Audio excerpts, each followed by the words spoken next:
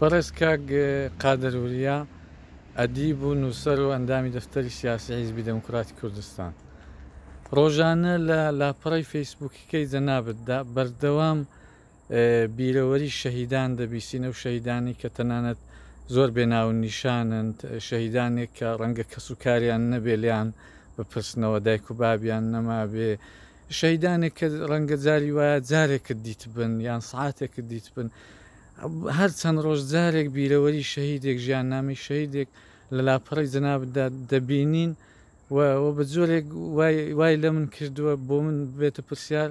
بۆ زۆر وە دوی ئەو ژیانی شەهیدان دەکەوێت، ڕەنگە ئۆرگانی تایبەت بە خۆشیان هەبێوانە. ئەوە بۆ من بۆتە جێ پرسیار و تەنانەت بۆ من لە ڕوانگەی منەوە من بۆ خۆم وەکو کەسێک وەکو کەسێکی ئاسایی بەڕاستیە من سپاسی ئەو زەحمەتەی جەنابەت دەکەم و خەڵکیش متەوەجێەوەی بوونە بە سفەتێکی یەکجار زۆر دەگمەن دیارە جەنابەتدا بەنسبەت شەهیدان. پێم خۆشە بزانم ئەوە هۆکارەکەی چییە؟ پێشدا سپاس بۆ جەنابەت کە هەم ئەوەی بۆتە مەسەلە و ئەو دقەتت هەبووە، ینی بەلای جەنابەتەوە ئەهمیەتیە بۆ و هەمەوەی کە ئەو فرسەتت بۆ پێکەناوم کردەوە بارەوە سرنجی خۆم بڵێم بۆچی وایە. ڕاستەکەی کە موسڵمان مەولودی قسەیەکی هەبوو دوسێ جاریش پێکتم کوێتی ئەوانەی کە تۆ لە جریانی کار و تێکۆشان و حیزبایەتی و پێشمەرگایەتیدا ناسیاوت بوون، هاوکارت بوون، شانسیان هەیە کە ئەتویان هەی بۆی ئەمیشەم جارێ کتومە ئەم خۆزگەم دەخواست لەگەڵ هەموو تێکۆشێرێکی کوردستان بە تایبەتی حیزبی دموکراتی دۆستایەتی و ئاشنایەتیم هەبایە، بیرەوەریم هەبایە تا بتوانانی بە باسێم بکەم. پێم وایە بێ ئەرکە، ینی ئەو کەسانەی کە کۆچی دوایان کردووە یا شەهید بوون خۆ ئەوان بخۆیان لە ژیاندا نەماون، کەوا بوو ئەو هاوڕێیانیان ئەوانەی کە هاوسەنگەریان بوون، هاوخەباتیان بوون، لە نزیکەوە شناختیان لەسەریان هەبووە، وەزیفەی ئەوانە کە لە بۆنەی جۆرا جۆردا و بیر خەڵکیان بێننەوە، چونکە خۆ بیرهێنانەوەکە هەر ئەوە نییە، کۆمەڵێک تایبەتمەندی ویسانیان باز دەکەین بۆ لێفێربوونە، ئیوایە لە ڕادەی دڵسۆزیدا، ئیوایە لە ڕادەی خۆراگرەکەیدا، ئیوایە لە خەڵک دۆستیدا، ئیوایە لە ئەرگناسیدا، ینی هەرێک لەو کەسانە بەڕاستی زۆر شتیان تێدا هەیە کە ئیسان لیان فێر بێ. بۆیەم پێم وایە بێ ئەگەر هەمومان وابین هیچ کەس لەبیر ناچێتەوە، چونکە هەر یەکی کۆمەڵە خەڵکێک دەناسین. پێم وایە وەزیفەی هەموو هاوڕێیەکی حیزبێ، وەزیفەی هەموو تێکۆشێرێکە کە ئینسانەکان جار لە بەندیخانەدا بووە، لە پێشمەرگایەتیدا بووە، لە خەباتی نهێنیدا بووە، لە دوورە وڵاتی و دەربەدەریدا بووە، ئەو خەڵکەی کە دڵسۆزیان هەبوو، تێکۆشانیان هەبوو، زەحمەتیان کێشاوە، ڕاستیدا ئەوەی لە دەستاناتەوە بۆ نەتەوەی خۆیان کردویانە حەقێمە لەجێ خۆیداوە بیرمان بێتەوە. ئەوە هەم بۆ بنەماڵە و کەسوکاریان خۆشە کە ئاوە ئەرگ ناز بین و هەمەک حتا کەسیشیان نەبێ ئەخلاقەن دروستە کە ئینسانانە نێڵن نەبیرکردنەوە و تایبەتمەندەکانیەوە بیربینەوە. کە قادر ئەدی باسی شەهید مرادی عەزیزی زۆر دەکەی، ساڵانە هەموو ساڵێک 10 ساڵ ڕۆژەکەیدا بیرەوەریەکی باز دەکەی، یادی دەکەیەوە. بۆ هێندە مرادی عەزیزی ڕەفیقاتەکە و چۆن بووە خۆشەویستەکە هەر ئەوەی بووەکو دوو ڕەفیقی گەنج و جەوان پێکەوە بوون یان هۆکارێکی دیکەی هەیە، چۆن لەبیر دەمێنێ ساڵانە دە وەختەیدا هەموو ساڵە یادی دەکەیەوە؟ ئەوە بووم بۆتە زۆر بۆتە پرسیار. دیارە زۆر سروشتیە کەسانێک کە هاوڕێت بوون بە تایبەتی لە مناڵیدا لە نەوجوانیدا، ینی کەسانێک کە هاوڕێ بوون و لە دڵەوە لێ نزیکتر بوون، بیرەوەری هاو بەشت دەگەڵیان هەیە، لە زۆر ڕووداودا پێکەوە بووی، ئەوانە باشتر لە بیرسانی دەمێننەوە. شەهید مرادی عەزیزیش کەسێک بوو کە لە دەورانی پێم وایە ناوەندی بوو، یەکترمان ناسی، دووشتی وەگێکمانە بوو، ئەویش مناڵی دێ بوو بۆ خوێندن هات بۆ شاری، منیش مناڵی دێ بووم بۆ خوێندن چوون بە شاری. ئەو لەگەڵ چەند کەسێکی ناسیاوی خۆیان هاومەزڵ بوو کە یەکێک لەوانە شەهید محمود ڕەحمەتپور بوو، ئەمنیش لەگەڵ کوڕی پورم و یەک دوو کەسی دیکە هاومەزڵ بووین، ینی ئەوانە هەموو شتی وەک یەک بوون.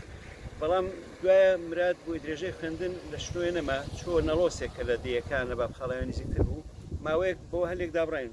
لە ساڵی 57دا جارشتی کە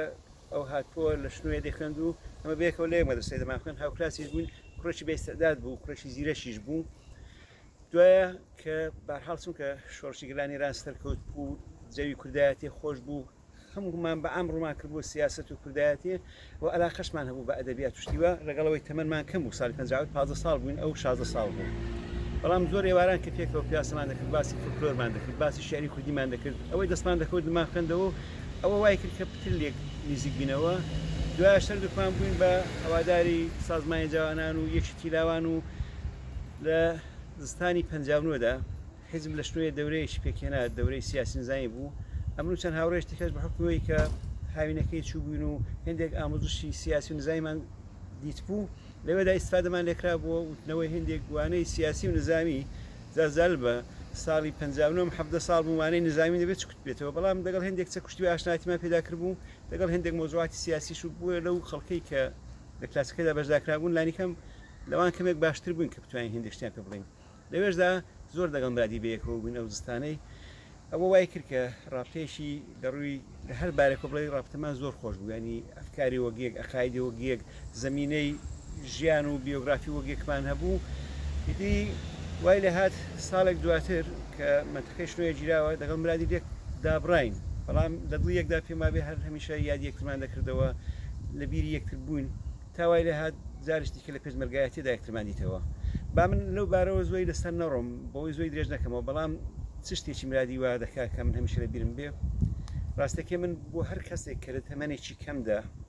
بە هەر ڕووداوێک بە تایبەتی ئەگەر لە پێشمەرگایەتیدا شەید بوو بێ ئیسان هەقەتی بەداغ بێت چونکە فرسەتیشی زۆری لە ژیاندا لە بەردەستدا هەیە ئەگە بژی و دەتوانێت زۆر توانای خۆی زۆر تایبەتمەندی خۆی نیشان بدا و ڕۆڵی زیاتر کاریگەری زیاترە بێ من دڵنیام مەگەم کاکمرادی عزیزی لە تەمەنی 27 ساڵیدا شەید نەبایە دەیتوانی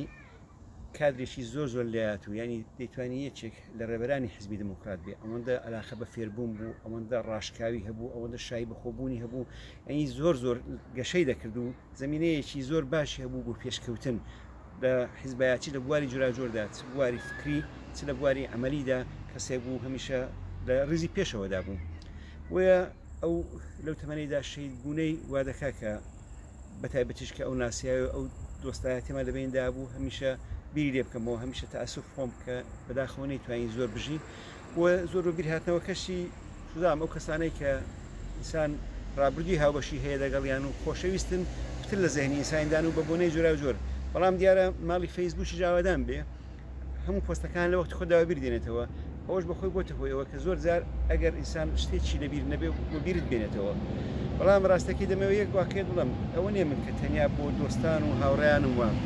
کەسانش دیکە هەیە ڕەنگە بخۆیان هەر پیاوان نەبوو بێ کە من ڕۆژێک یادیان دەکەمەوە بەڵام بۆ خۆم بە وەزیفەیەکی ئەخلاقی دەزانم بە وایە ئینسانێکی خەباتکاروش دەبێ هەروە بێ